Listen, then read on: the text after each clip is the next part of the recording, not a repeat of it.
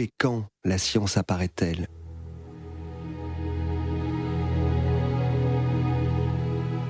La science a une histoire, et cette histoire est irrépressible et comme irréversible. Elle est irréversible comme un flux, comme une rivière, comme un fleuve. Et nous avons l'habitude de regarder les fleuves comme si nous étions un satellite, ou si on les voyait à des centaines de kilomètres de haut. Ou mieux encore, comme si on les lisait dessinés sur une carte.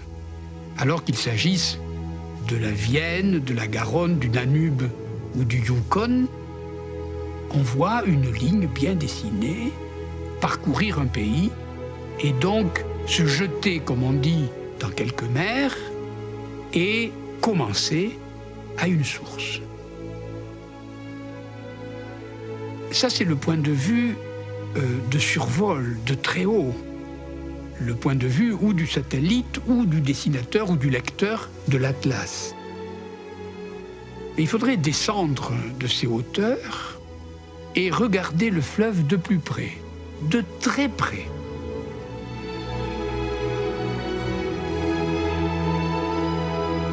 Les mariniers savent qu'on ne descend pas le fleuve si facilement. Que ici, il y a un courant qui les amène vite, que là, il y a un contre-courant qui les ramène dans l'autre sens, qu'ailleurs, il y a un gravier qui les empêche de passer, et que, sous de plus hautes latitudes, quelquefois, à un moment donné de la nuit, le fleuve gèle, il s'embâcle, comme on dit, et il faut attendre la débâcle. L'histoire coule comme cela. Non pas de façon simple, irréversible, mais de manière réellement compliquée. Considérer ce flux ou ce fleuve impose l'idée qu'ils ont une source. Une sorte de petit lac. Dans cette flaque-là est la source du Danube ou de la Seine. Mais c'est une flaque, c'est un bassin. D'où vient l'eau? Et de nouveau, la chose se complique. En effet, et c'est même contradictoire, la source est une embouchure. La source n'est pas un amont absolu, c'est déjà un aval. Et l'aval de 1001 petits ruisselets, de 1001 petits canaux qui partent de telles prairies, de telles nappes phréatiques, de 1000 points d'un glacier, de pluies résiduelles qui ont fait une flaque plus loin. Bref, la source elle-même est un recueil. Et voilà qu'il en est de même pour les sciences.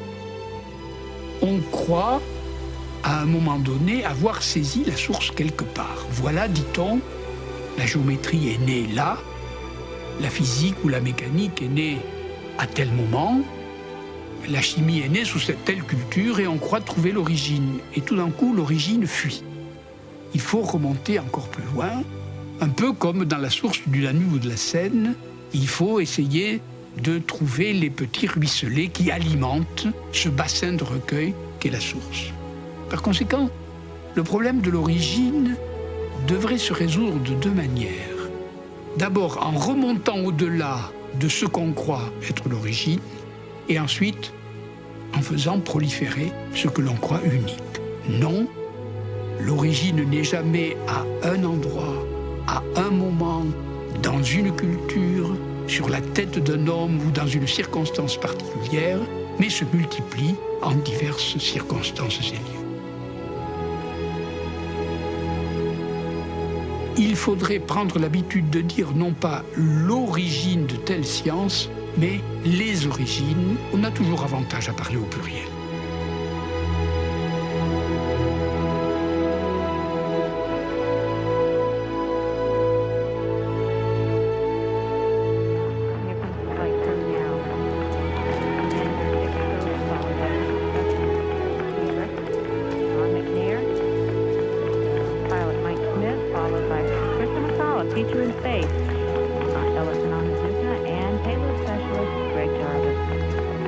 Big smiles today. T-minus 15 constantly getting into the van. T-minus 10, 9, 8, 7, 6. We have aircraft main engine start. 4, 3, 2, 1, and liftoff. Liftoff of the 25th Space Shuttle mission, and it has cleared the tower. Roll program. Roger, roll, Challenger. Good, roll program confirmed. Challenger now heading down range.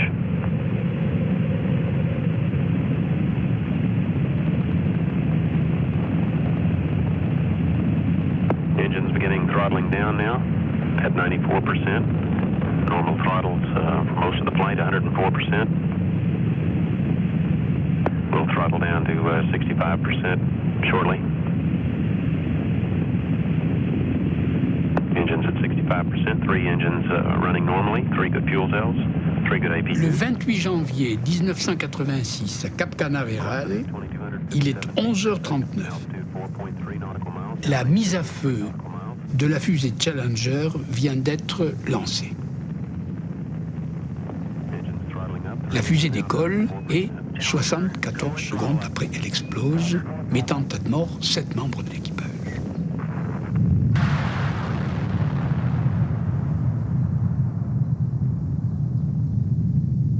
Ce voyage se termine par la mort.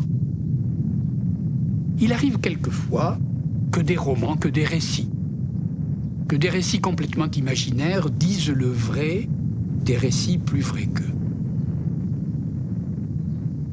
Et donc, en 1865, Jules Verne, romancier d'anticipation, dit-on, écrit un roman qui berça notre enfance et qui s'appelle « De la Terre à la Lune ». Si, en effet, on tirait un obus vers la Lune prise pour cible, on calcule la taille du canon, l'inclinaison du canon, et on décide en effet de creuser ce canon, non pas à Cap Canaveral, mais presque à Cap Canaveral, c'est-à-dire dans la péninsule de la Floride. Pourquoi ? Bien pour bénéficier du mouvement de rotation de la Terre à l'endroit où elle est la plus enflée, c'est-à-dire proche de l'équateur, pour profiter de cette accélération pour que l'obus puisse quitter l'attraction terrestre. Calcul parfaitement correct et confirmé par nos expériences aujourd'hui. Un journaliste français nommé Michel Ardan télégraphie et dit « Cet obus doit être creux et j'y prendrai place dedans ». Le tir vers la Lune devient le premier vol habité. Bien entendu, les Américains, jaloux de cette idée, veulent prendre part au voyage. Michel Ardan et les 2 Américains, Nicole et Barbicane, prennent place dans cette bombe, dans cet obus. Et voici que, 125 ans plus tôt de l'histoire de Challenger, voici que nous sommes au moment de la mise à feu de la Columbiade. Il faut dire aussi qu'ils avaient amené dans leur voyage non seulement des hommes, mais aussi des animaux, un chien, une chienne, pour essayer de multiplier ces animaux sur la Lune, puisque nous sommes en train de partir pour la Lune. La chienne s'appelait Diane, et le chien satellite, 2 noms astronomiques, bien entendu. Non, 2 noms mythiques. Non, 2 noms à la fois mythiques et astronomiques, c'est-à-dire disant à la fois le passé de la science, c'est-à-dire le mythe, et l'avenir, c'est-à-dire l'astronomie. Et tout d'un coup, feu. Feu, et voilà l'obus, c'est-à-dire l'habitacle, lancé vers la Lune. Bien entendu, le choc est gigantesque. N'importe quel calcul aurait montré que l'obus se serait liquéfié, tuant immédiatement les occupants. Mais, au bout d'un certain temps, Michel Ardan se réveille, les 2 Américains se réveillent, et voilà donc que sur le choc, le chien mâle meurt. On essaie de le réveiller, mais on voit très bien que le choc l'a définitivement tué. Que faire d'un cadavre dans cet habitacle ? Et au mépris de toutes les lois de la physique, on dévisse une sorte de plaque sur le plancher de l'habitacle, on l'ouvre et on jette le cadavre à l'extérieur et on referme l'habitacle. c'est curieux, n'est-ce pas? La première histoire qui arrive aux premières personnes qui quittent la Terre, c'est un enterrement. C'est-à-dire le premier événement qui arrive au moment où nous essayons de symboliser admirablement et le mieux possible le progrès, le premier événement, c'est la mort. Voilà un premier parallèle avec l'histoire de Challenger. Et quelques heures plus tard, en poussant le rideau d'un hublot, les occupants, tout à coup, s'aperçoivent qu'il y a entre eux et les planètes, entre eux et les objets observés, une sorte d'objet absolument fixe par rapport à l'habitacle, qui donc suit l'habitacle avec la même vitesse que lui et qui probablement est devenu son satellite en vertu des lois de la mécanique. Et tout d'un coup, tout le monde s'aperçoit que c'est le cadavre du chien satellite qu'on avait jeté par la trappe.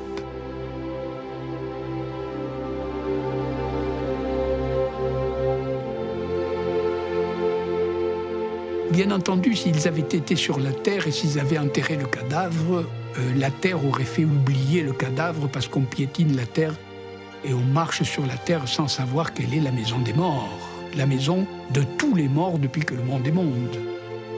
Mais lorsque seulement une mince plaque métallique sépare les pieds des hommes du vide transparent, eh bien le cadavre revient.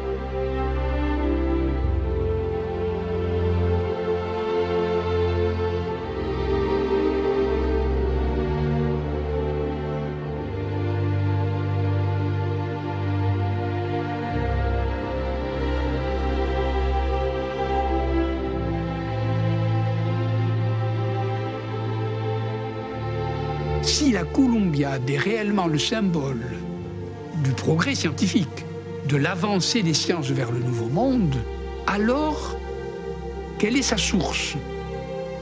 Le fond de ce puits sombre et obscur qu'est le fond du canon. C'est de là que vient le voyage. C'est des profondeurs de la Terre que vient le voyage vers le ciel. Mais en plus, dans les profondeurs de la Terre, il y a un tombeau, c'est-à-dire la mort du chien. Et ce chien mourant suit le progrès tout le temps, tout le temps, tout le temps.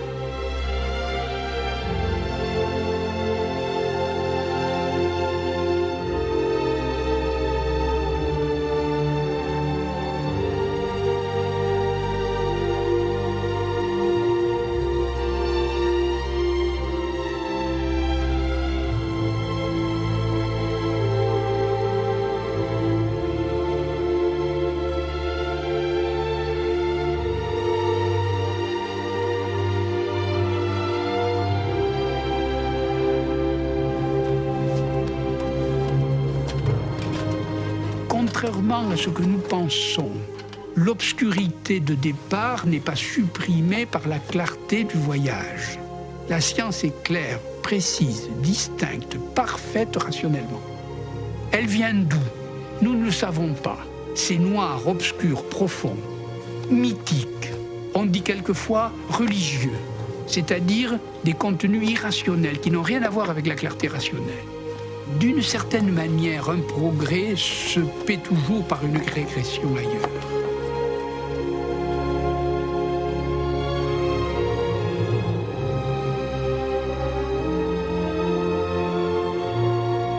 L'explosion de la fusée Challenger est un accident. D'une certaine manière, le chien qui suit ce voyage des 3 hommes vers le Nouveau Monde, c'est l'ensemble des problèmes des sciences qui nous poursuivent tout le temps dans notre avancée vers la clarté.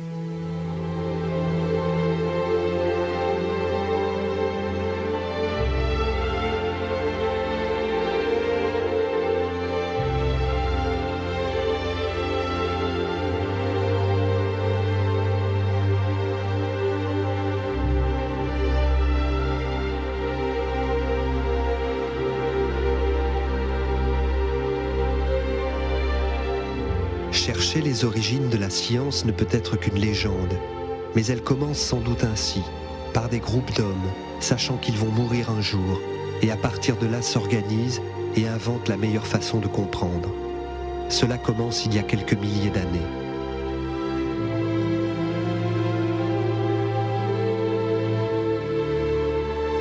Il y a 200 000 ans, l'homme tel que nous le connaissons apparaissait. C'était une population d'une centaine de milliers de personnes. Elle est située quelque part entre l'Afrique de l'Est, le Moyen-Orient et la péninsule indienne.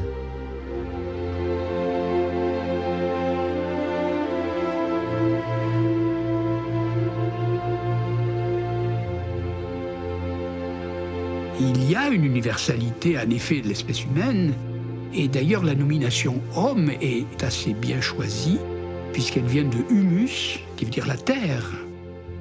Cela voulait dire autrefois cette race autochtone, c'est-à-dire qui est sortie de la terre-mère, ou qui a été modelée à partir de la terre, selon les textes bibliques par exemple. Il s'agit là de désigner aussi une sorte d'universalité. Ce dont nous n'avons pas l'universalité, c'est le savoir. Nous n'avons même pas la définition.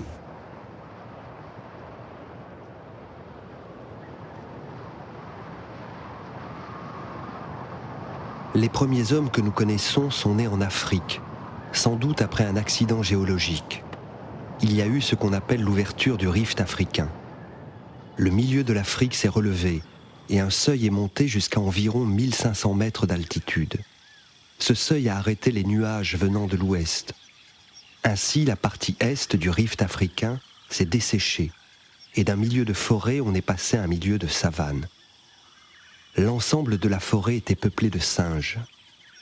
Après le bombement du continent africain, les singes de la partie est ont commencé à vivre dans un milieu de savane sans arbres. Pour ce faire, ils ont dû s'adapter, ils ont évolué. Les squelettes de ces premiers hominidés ont été retrouvés dans cette partie est de l'Afrique, comme cette jeune fille, si célèbre, Lucie, morte au bord d'un lac il y a 3,5 millions d'années. Dans la partie ouest, les singes sont restés. Ils y sont toujours.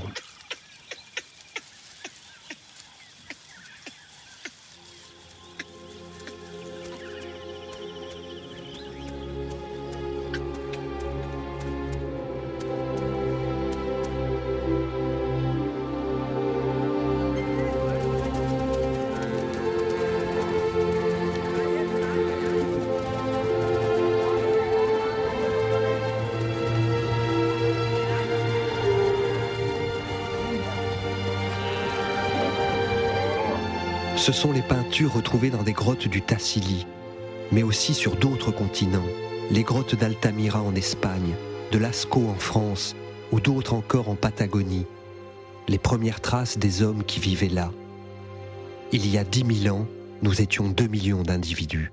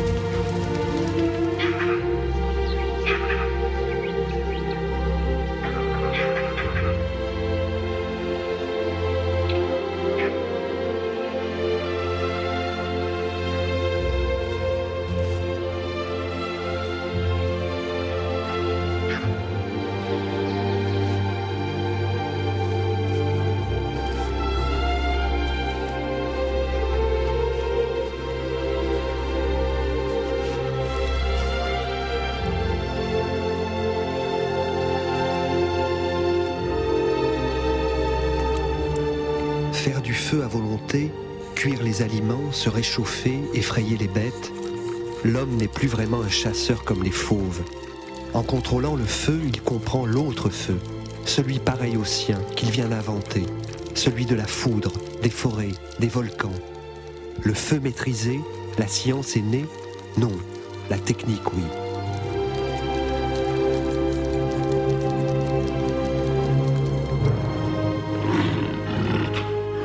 Nous pouvons dire ce que sont certaines pratiques.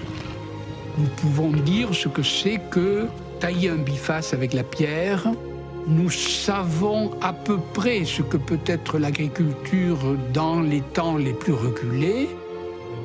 Et il s'agit là, en effet, de pratiques telles qu'elles résolvent le problème de la faim, elles résolvent le problème de la soif, elles résolvent le problème de l'habitat, et ainsi de suite. Mais de ces pratiques à la science, le chemin est très long. Donc, la théorie pratique est une source possible. Mais il faut la lier à beaucoup d'autres sources pour qu'à un moment, elles se rencontrent et que cela fasse ce grand chemin qu'on a appelé, depuis assez récemment, la science.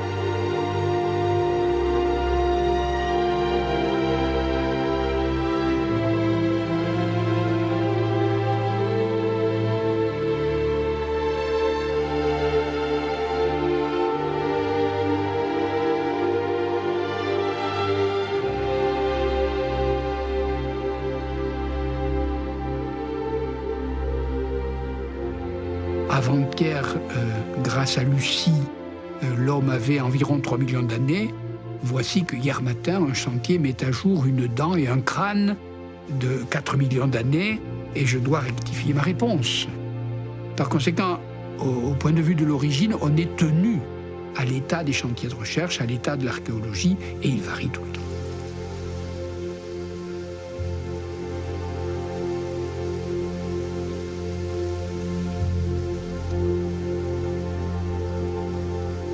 Étant donné la complexité du problème des origines, à partir de là, on peut raconter des histoires simples. Et des histoires si simples qu'on peut les trouver postiches, ou qu'on peut les trouver comiques. Pourquoi? Parce que ce sont des histoires reconstruites.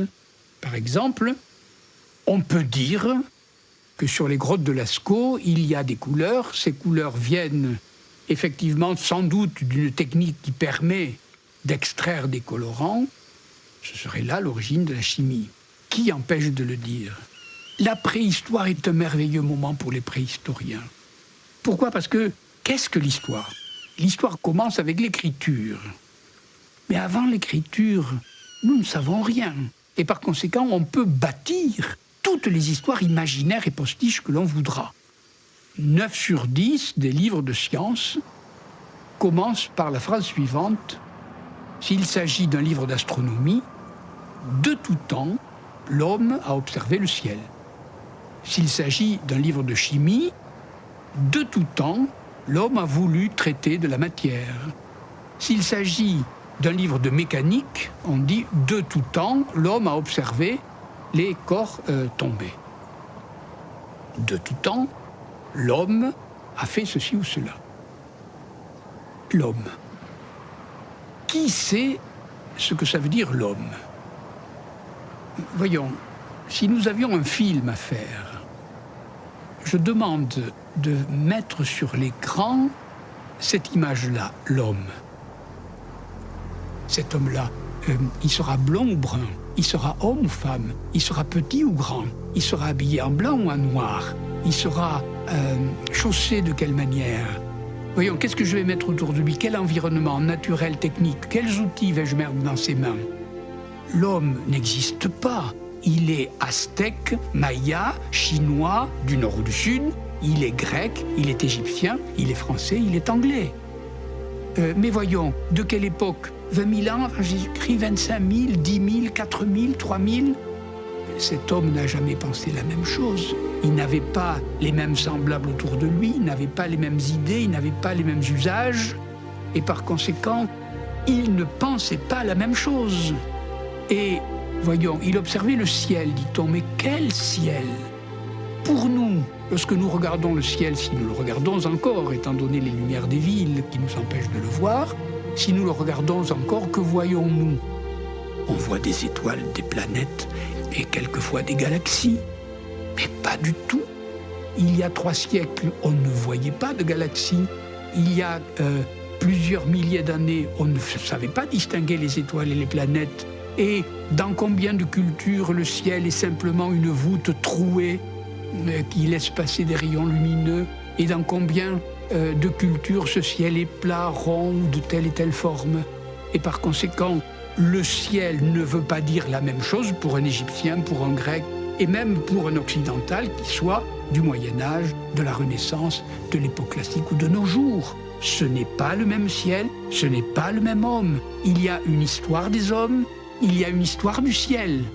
Par conséquent, dire l'homme de tout temps observa le ciel est entièrement privé de sens.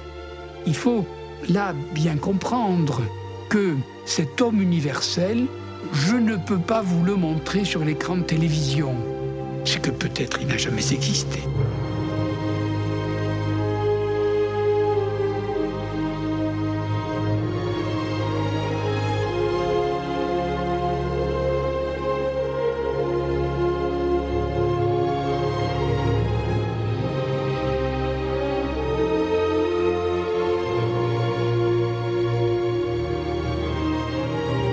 Nuit après nuit, dès le début des âges, l'homme a cherché dans le ciel des repères.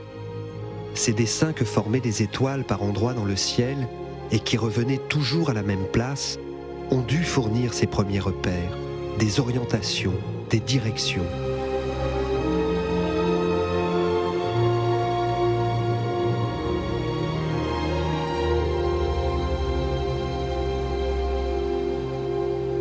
La navigation naît avec l'humanité.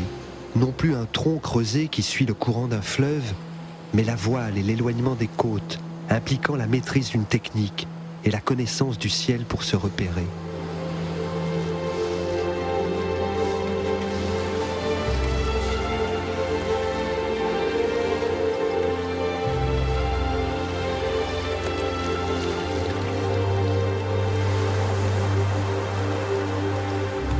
À Wadi Hammamet, par exemple, en Égypte, des sculptures à même le roc représentent les premiers bateaux à voile. Là aussi, la science est née avec la navigation? Non. La technique, oui.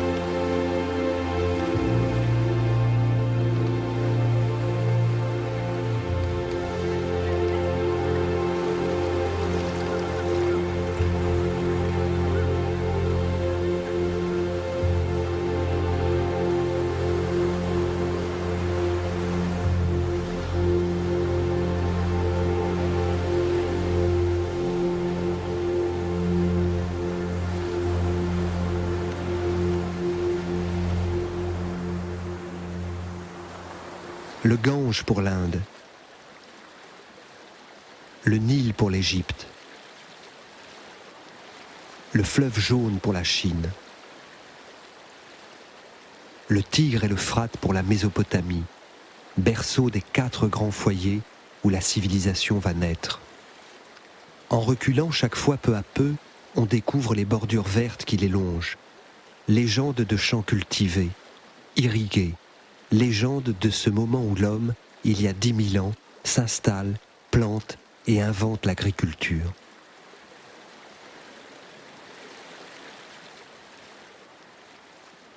Maîtrisant l'eau pour naviguer sur des troncs creusés ou pour irriguer les sols, maîtrisant l'air par la voile et la connaissance du ciel qui le fait s'éloigner des côtes, maîtrisant la terre en taillant la pierre ou quand par le feu il la modèle et la cuit, l'homme cesse de parcourir les monts et les vallées pour la chasse ou la cueillette. L'homme s'arrête près de ces grands fleuves, plante des graines, et de nomade, il devient sédentaire. L'invention de la roue remonte à ces temps-là. L'agriculture est née. La science, non, toujours la technique.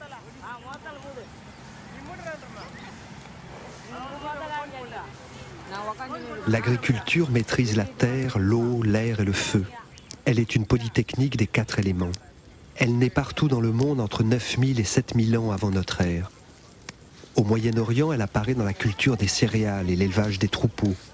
En Thaïlande, c'est la culture des haricots, des petits pois et des châtaignes d'eau qui prime.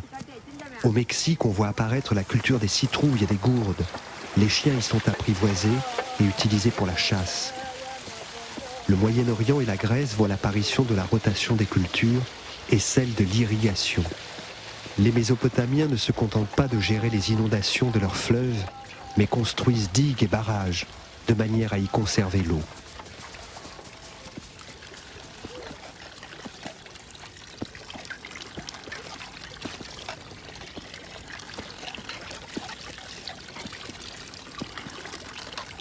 La Chine cultive le riz et le millet à partir de 7 millénaires avant notre ère. Et les habitants d'Amérique, en moins 3500, cultivent déjà le maïs. La technologie agricole commence par des bâtons pour creuser le sol et des bêches élémentaires.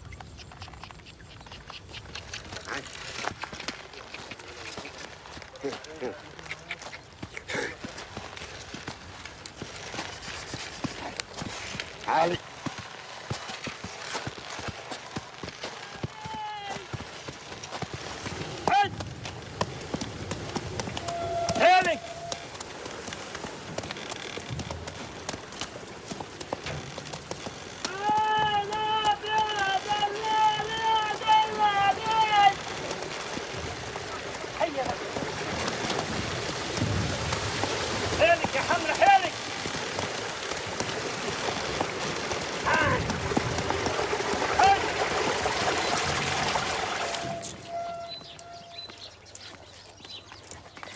Dès lors, une nouvelle classe de gens apparaît, les artisans, capables de fabriquer des objets en utilisant l'argile, ou d'autres encore, fabriquant des outils de plus en plus sophistiqués, capables de travailler le métal.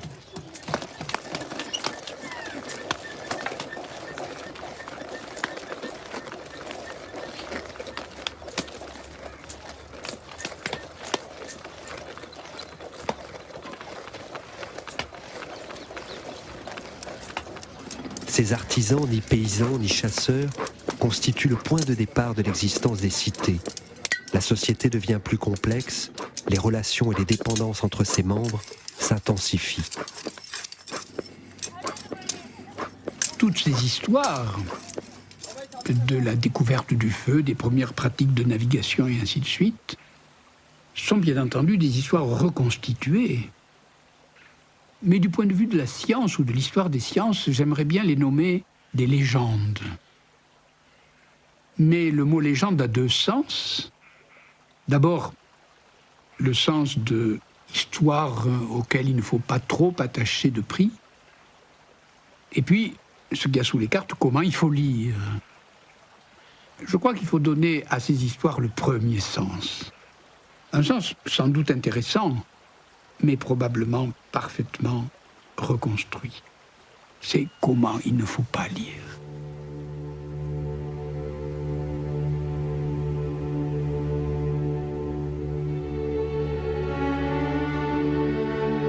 À cette altitude, le Nil ressemble à son dessin sur une carte de géographie. La légende est identique à ce qu'elle raconte.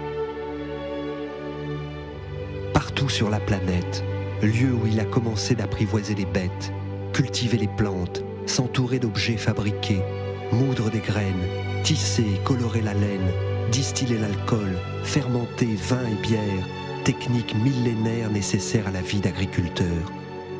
Nous sommes à Malaha en Israël, à Mézine au nord-ouest de l'Inde, à Soubarda en Turquie et ailleurs encore, au bord de ces fleuves qui laissent voir sur leurs rives, en Chine, en Inde, en Égypte ou en Mésopotamie, des traces de villages millénaires, les premiers sillons humains.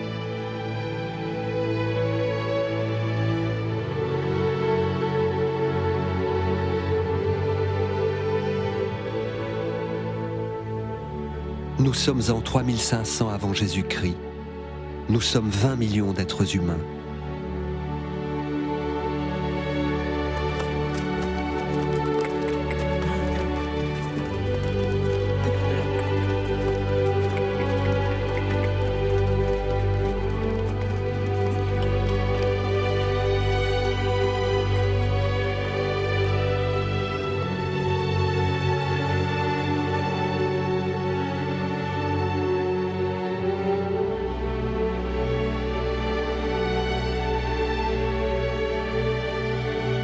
Ici, en Égypte, les crues du fleuve ont déterminé complètement la vie des Égyptiens.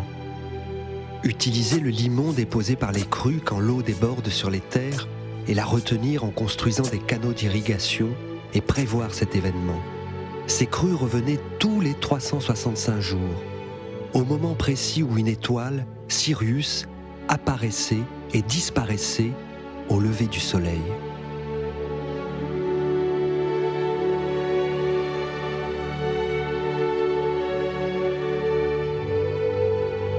Ce fut le premier jour du calendrier égyptien.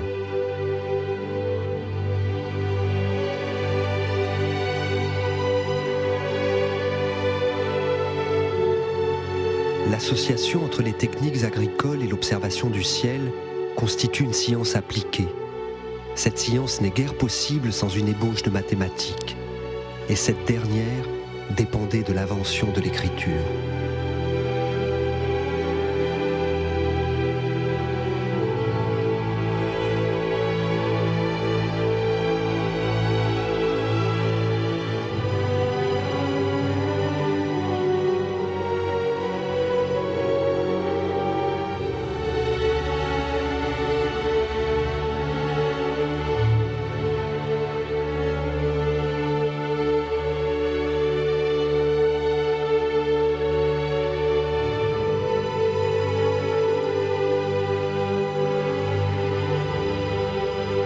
L'écriture est inventée, et avec elle, l'aide-mémoire, le compte, le calcul.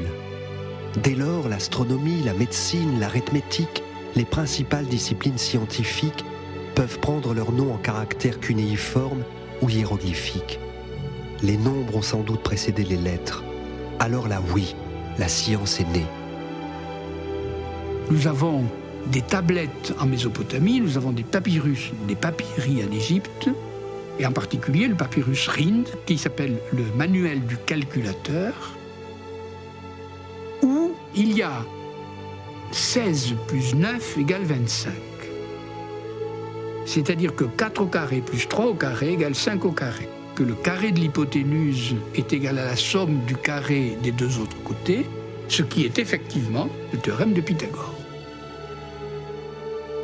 Nous commençons à penser qu'il y a chez eux, avant les Grecs, l'émergence d'une pensée non pas géométrique, non pas générale, non pas de l'ordre des mathématiques grecques, mais de calculs que nous appelons désormais des algorithmes. Un algorithme, c'est un ensemble d'opérations mises au point pour résoudre un problème donné. Un peu comme lorsqu'on pose une opération, on vous dit, vous le mettez en dessous, je pose tant et je retiens tant. Or maintenant, de façon un peu plus compliquée, les algorithmes sont utilisés pour résoudre des problèmes à l'intérieur de nos machines à calculer ou de nos ordinateurs.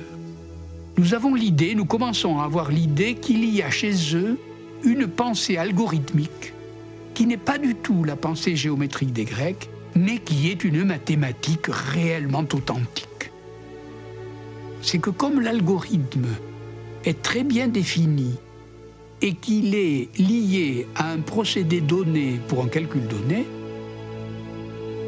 il n'est pas général. Et comme il n'est pas général, il n'était pas considéré comme scientifique. Et quand on étudie sur ordinateur, on ne fait pas de la mathématique en général comme le faisaient les Grecs. On fait plutôt des résolutions de problèmes singuliers, des simulations de problèmes singuliers. Mais comme on les fait très vite grâce aux ordinateurs, la vitesse de résolution obtenue par la généralité est égalée par la vitesse de résolution utilisée par les ordinateurs. Au fond, un calcul, une pensée, une écriture, c'est toujours une économie. Aller vite. La généralité permet d'aller vite. Et donc les Grecs étaient toujours arrivés les premiers, comme le lièvre arrive avant la tortue. Derrière, les Égyptiens et les Mésopotamiens faisaient un peu tortue. C'est-à-dire, l'algorithme résout les problèmes temps par temps et singularité par singularité. Mais dès le moment où ils ont été couplés à une vitesse de la machine, à ce moment-là, la tortue a rattrapé le lièvre. Et donc, tout d'un coup, cette fameuse naissance va sauter une culture, va sauter tout un âge. Notre mathématique, qui était grecque, qui était issue de ce fleuve principal né avec le théorème de Pythagore, vient de se décaler et avec l'arrivée des ordinateurs, fait confiance à la pensée algorithmique. Et tout d'un coup, notre temps, avec les ordinateurs, avec les algorithmes, se rattache peut-être plus facilement aux tablettes cunéiformes des Mésopotamiens qu'aux manuscrits grecs de la géométrie. Et il est vrai que le parallèle entre la pensée qui se développe aujourd'hui et ces premiers états de l'algorithme chez les Mésopotamiens, que le court-circuit est aussi facile à faire que le court-circuit entre la mathématique que nous utilisons et celle des Grecs.